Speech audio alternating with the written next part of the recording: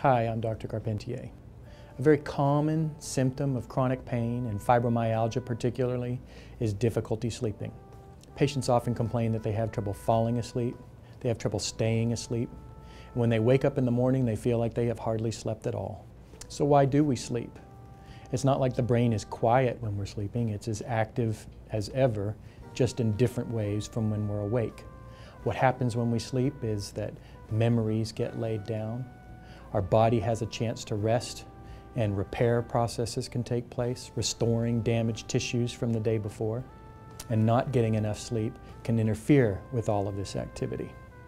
I have a great deal of personal experience with lack of sleep. I spent 5 years in internship, residency, and fellowship not getting enough sleep. My typical work schedule was I would get up in the morning and get to work by about 7 o'clock. I would work all day, I would work all that night, and then I would work all the rest of the next day. I would go home about 6 or 7 o'clock in the evening, finally get some sleep, get up the next day, and start the whole process over again. When I got a vacation, my vacation was spent sleeping.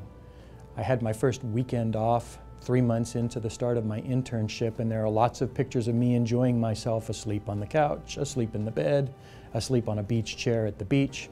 I hardly even remember the trip. I just remember feeling rested when I finally got home. We would often sit and talk when we were working about how crummy we felt.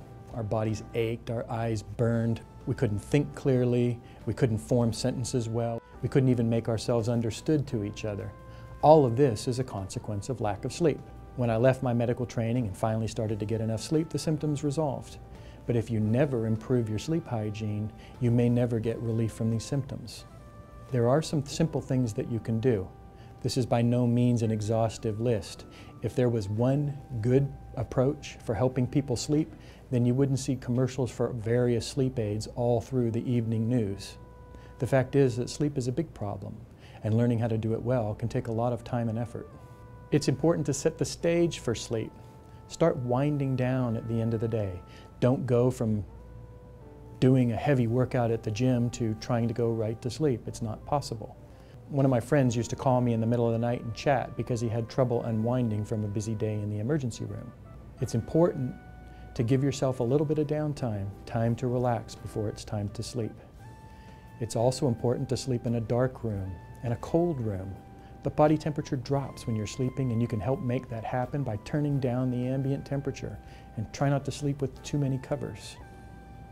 Make sure that you use the bedroom to sleep. Don't do a lot of work there. Don't spend a lot of time on computers or reading books. Use it as a safe haven for sleep and sleep only. It's also important to limit caffeine, particularly in the late afternoon or evening. You may be very sensitive to caffeine, and it may be something that you have to eliminate altogether. Lack of sleep can lead to all kinds of symptoms separate from any other medical condition that you might have. Having a sleep problem overlying fibromyalgia can only compound these symptoms. And it's important to address what you can in order to improve your overall health. Again, I'm Dr. Carpentier. I hope this information on sleep and pain has been helpful. It's important to recognize that by improving your sleep habits and getting a good night's rest, you're very likely to improve your overall pain situation as well. Sleep well. I hope you're feeling better soon.